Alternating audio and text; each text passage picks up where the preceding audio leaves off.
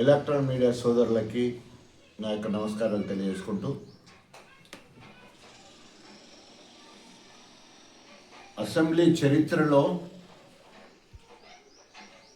Speaker తీసుకున్న నిర్ణయాల్లో ఈరోజు అసెంబ్లీ చరిత్రలోనే ఒక బ్లాక్ డే.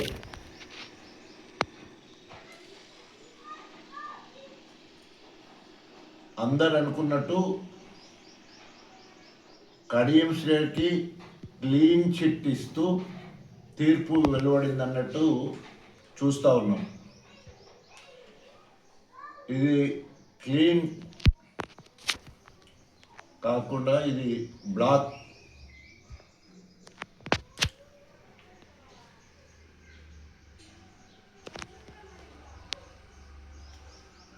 క్లీన్ చిట్ కాకుండా బ్లాక్ చిట్ అన్నట్టు, బ్లాక్ చిట్ ఇచ్చినట్టు తేట తెల్లమవుతుంది. ప్రజాస్వామ్యాన్ని పాతి పెట్టిన రోజు,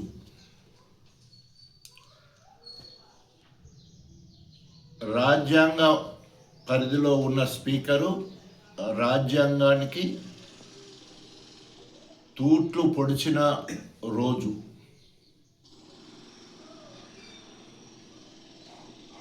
అసెంబ్లీ స్పీకర్గా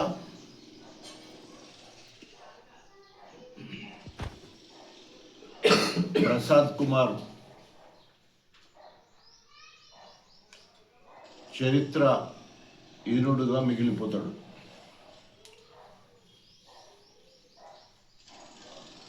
డాక్టర్ బిఆర్ అంబేద్కర్ గారు రాసిన రాజ్యాంగాన్ని కించపరిచి కాంగ్రెస్ రేవంత్ రెడ్డి రాసిన స్క్రిప్టును రాహుల్ గాంధీ బలపరిచిన తీర్పును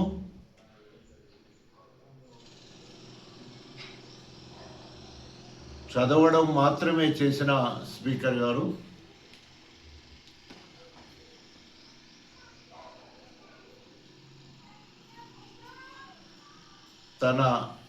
తను ఒక ట్రిబ్యునల్గా వ్యవహరించిన తీరు సభ్య సమాజము సిగ్గుపడేట్టుంది.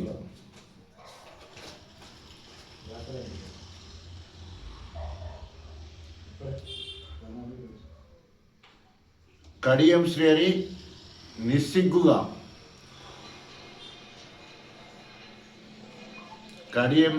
నిస్సిగ్గుగా కేసీఆర్ ప్రమాణం చేయాలి, క్షమాపణలు చెప్పాలి అని చెప్పేసి మాట్లాడుతున్నాడు. కడియం శ్రేణి కేసీఆర్ను క్షమాపణలు చెప్తే నేను రాజీనామా చేస్తానని మాట్లాడుతున్నాను. 10 సంవత్సరాలు కేసీఆర్ పెట్టిన భిక్షతో అన్ని రాజ్యాంగబద్ధమైన పదవులు అనుభవించి పోయేటప్పుడు కూడా కొసరుగా ఎమ్మెల్యే పదవి తీసుకొని పోయి ఈరోజు కేసీఆర్ గారినే విమర్శించడం నీ నీతిమాలిన చర్యకు పరాకాష్ట.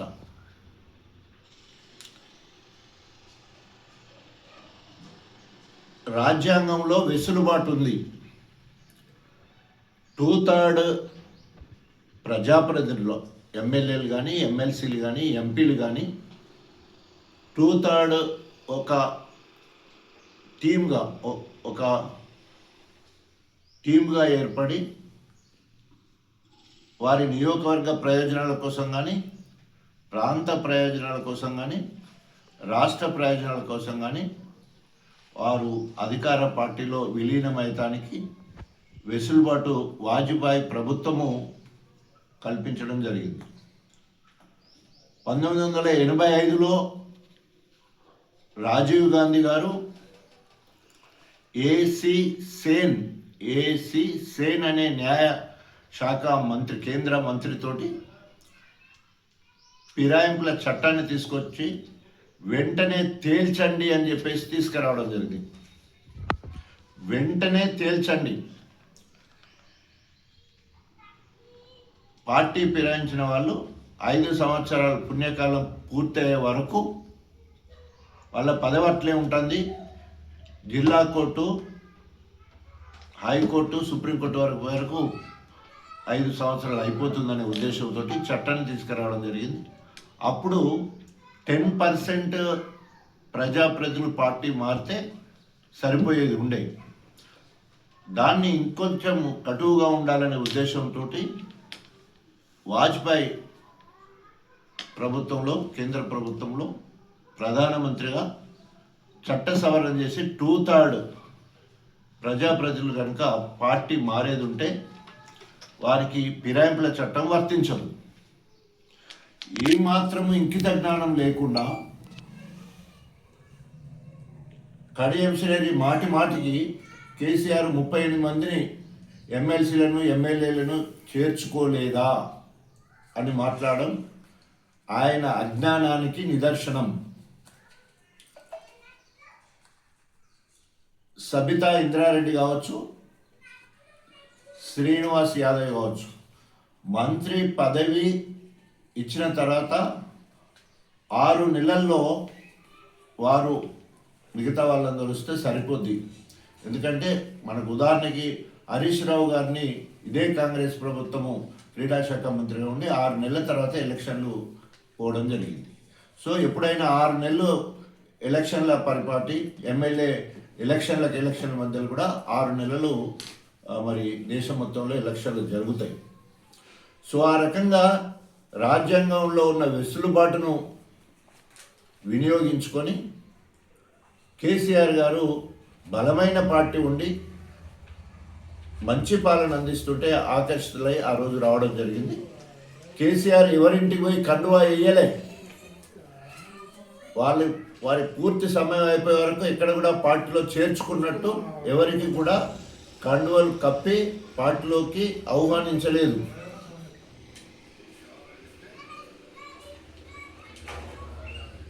ఈరోజు స్వయంగా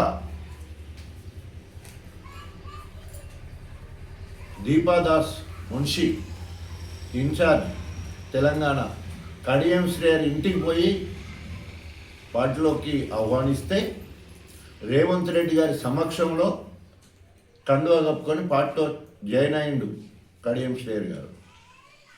పెద్దపెండాల ఒక సభలో నేను సంవత్సరం కిందనే కాంగ్రెస్ పార్టీలో చేరాను అని చెప్పడం జరిగింది.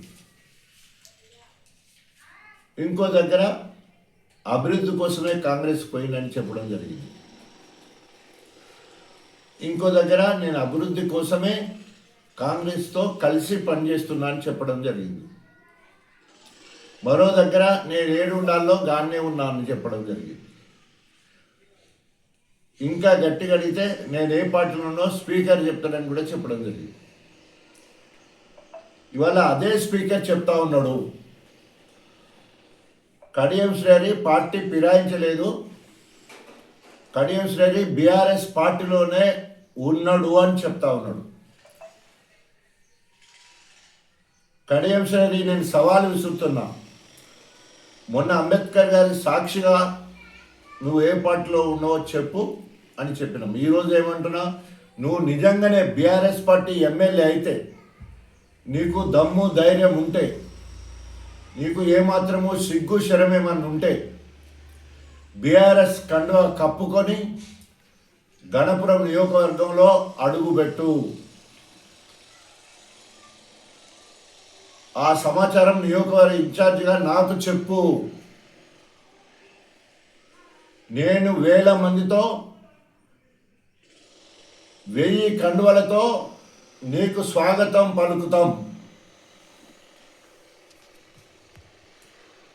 అట్లా కాకుండా నువ్వు కాంగ్రెస్ కండువా వేసుకొని గణపురం నియోజకవర్గంలో అడుగు పెడితే సొడిషపల్లి గ్రామంలో మహిళలందరూ కడియం శ్రేణి కనుక మా ఊరికి వస్తే చీపురు కట్టెలతో కొడతామని చెప్పిండు.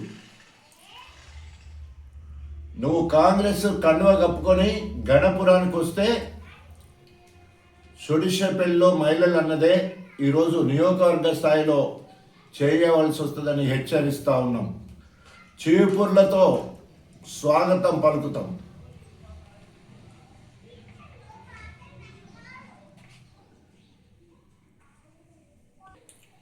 ఈరోజు సభ్య సమాజం, మేధావులు, అన్ని రాజకీయ పార్టీలు, అదేవిధంగా జర్నలిస్టులు అందరూ కూడా కడియం శ్రేణి ఏ పార్టీలోకి పోయాడో అందరూ కూడా తెలుసు.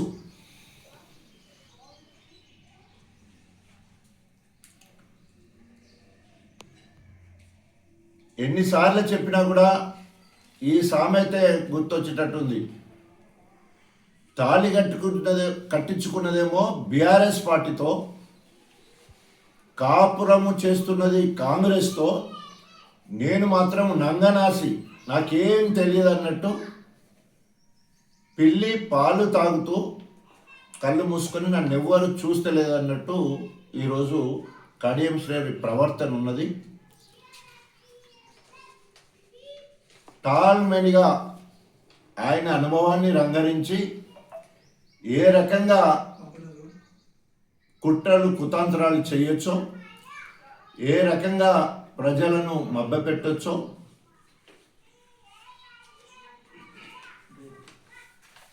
ఏ రకంగా చట్టం నుండి తప్పించుకోవచ్చని ఆలోచన చేస్తున్నట్టు కనబడుతూ ఉన్నది.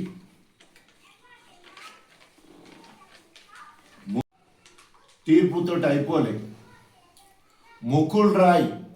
ముకుల్ రాయ్ కలకట్టా హైకోర్టులో 6 సంవత్సరాల బహిష్కరణ వేటు వేయడం జరిగింది. వెస్ట్ బెంగాల్లో తృణమూల్ కాంగ్రెస్ అధికారంలో ఉంది, బీజేపీ ప్రతిపక్షంలో ఉంది.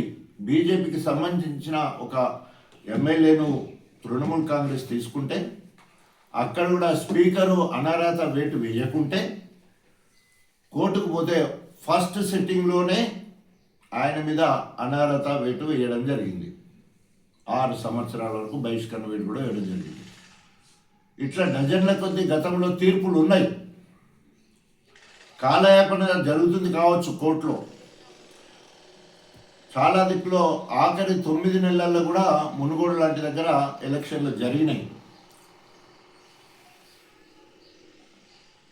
మోరల్గా అంతిమంగా ఇప్పటికే అనైతికంగా కడియం శ్రేణి గెలవచ్చు, కానీ నైతికత మాత్రం అందులో లేదు. ఆయన రాజకీయ భవిష్యత్తును ఆయనే సమాధి చేసుకున్నాడు. ఒక్కవేళ కనుక ఈవెన్ చట్టసభల నుంచి వెళ్ళి తప్పించుకున్నా రేపు ఎప్పుడు ఎన్నికలు ఏ రకంగా వచ్చినా జనరల్ ఎలక్షన్ల వరకు కూడా ప్రజా తీర్పు నుండి నువ్వు తప్పించుకోలేవు కడియం శ్రీహరి. ఇప్పటికైనా నీకు సిద్ధసిద్ధి ఉంటే, ఇసుమంతైనా నీకు నైతిక విలువలు ఉంటే, రాజ్యాంగం మీద గౌరవం ఉంటే, ప్రజాస్వామ్యం మీద గౌరవం ఉంటే రాజీనామా చేస్తే ఆ ఇసుమంతా మిగిలిపోద్ది నీకు. ఇంకా రాజీనామా చేయకుండా పదవిని పట్టుకొని ఊగులాడితే ఆ ఇసుమంతా కూడా పోతే టాల్మెన్గా ఉన్న నువ్వు పాతాళానికి నువ్వు దిగజారిపోయినట్టు ప్రజలు గుర్తిస్తారు. తప్పకుండా నీకు రాజకీయ సమాధి కడతారని చెప్పేసి హెచ్చరిస్తా ఉన్నాం. ఇప్పటికైనా ఒకవేళ నువ్వు కాంగ్రెస్ అభివృద్ధి కోసమే పోతే 6 గ్యారంటీల సంగతి చెప్పు, 420 హామీల గురించి మాట్లాడు. ప్రజలు కోరుకొని పనులు చేపడుతూ కాంట్రాక్టర్ల కోసము, కమిషన్ల కోసము పనులు తీసుకొచ్చి నీ బినామీలతో చేయించుకుంటున్నావు. నీ బినామీలతో ఇప్పటికీ పలుమార్లు అన్న మాట, బినామీలతో పనులు చేయిస్తా ఉన్నాడు. అల్లుడు కాంట్రాక్టర్ అవతారం ఎత్తిండు. బినామీల పేరుతో పని తీసుకొని అల్లుడితో పని చేయించుకుంటున్నాడు. ఇంకా ఈ తీర్పుతోటి ఆయన నిరంకుశ పాలన ఆకాశానికి పోయే ప్రమాదం ఉంది. ఇప్పటికే బీఆర్ఎస్ ప్రభుత్వంలో మంజూరైన గిరిజనాభివృద్ధి శాఖ ద్వారా సత్యవతి రాథోడ్ గారు 10,90,00,000 పని గోవర్ధనగిరి క్రాస్ రోడ్ నుంచి వెళ్ళి మచ్చు పహాడ్ వరకు రోడ్ ఇస్తే అది 2023లో మంజూరైతే 25లో శంకుస్థాపన చేసినప్పుడు ప్రారంభోత్సవం చేసి దానికి శంకుస్థాపన అని పేరు పెట్టిండు. ఎందుకంటే ఇప్పుడు ప్రారంభం అని పెడితే ఇక్కడ సదానందము సర్పంచ్ గోవర్ధనగిరి రావాలి, రాజేందర్ నాయక్ అని కుసుంబాయి తండకు సంబంధించిన మా సర్పంచ్ రావాలి. అక్కడ ఆ తండాలు మొత్తం కూడా ఆ ప్రాంతంలో మరి బీఆర్ఎస్ సర్పంచ్లో గెలవడం వల్ల పేర్లు రావద్దని ప్రజాస్వామ్యాన్ని కూలి చేసి ఆయన అధికార దాహంతో ఆయన పేరు తన బిడ్డ పేరే పెట్టుకున్నాడు. రేపు సుప్రీంకోర్టులో స్పీకర్ ఇచ్చిన నిర్ణయమే సుప్రీంకోర్టులో వస్తే తర్వాత మీ కార్యాచరణ ఏమని ఉంటుంది? కోర్టు 3 నెలలలో అప్పుడు స్పీకర్ను తప్పుపడుతూ అదేవిధంగా హైకోర్టును తప్పుపడుతూ హైకోర్టు ఇచ్చిన తీర్పును కొట్టివేయడం జరిగింది. స్పీకర్ను మందలిస్తూ 3 నెలల్లో తేల్చేయండి అని చెప్పడం. తేల్చేయండి అంటే ఎలాంటి చర్య తీసుకున్నావో చెప్పండి అంటే 3 నెలలైనా చర్య తీసుకోకపోతే అప్పుడు కంటెంప్ట్ ఆఫ్ కోర్టుకు పోవడం జరిగింది.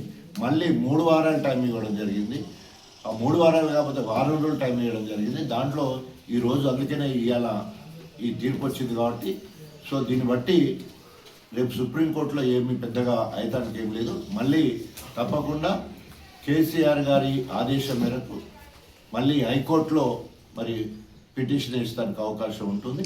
ఆ రకంగా చట్టాలు మరి డెఫినెట్గా రాజ్యాంగాన్ని కాపాడవలసిన బాధ్యత చట్టాలను కాపాడవలసిన బాధ్యత సుప్రీంకోర్టుకు హైకోర్టుకు ఉంటుంది. కాబట్టి వారు ఏ తీర్పు ఇచ్చినా దానికి మేము కట్టుబడి ఉంటాం. దాంట్లో న్యాయ పోరాటం చేస్తామని తెలియజేసుకుంటాం. ప్రజా వ్యతిరేక ప్రభుత్వం మీద 6 గ్యారంటీలు 420 హామీలు ఇచ్చిన హామీలు ఇవి కూడా నెరవేర్చని కాంగ్రెస్ ప్రభుత్వం మీద నిరంతర ప్రజా పోరాటం చేస్తాం. అడుగడుగున ఎదిరిస్తాం, వెంట పడతాం, నిలదీస్తాం. ఆఖరికి నీ ప్రభుత్వాన్ని కూల్చే వరకు మా పోరాటం ఆగదని చెప్పేసి హెచ్చరిస్తాం.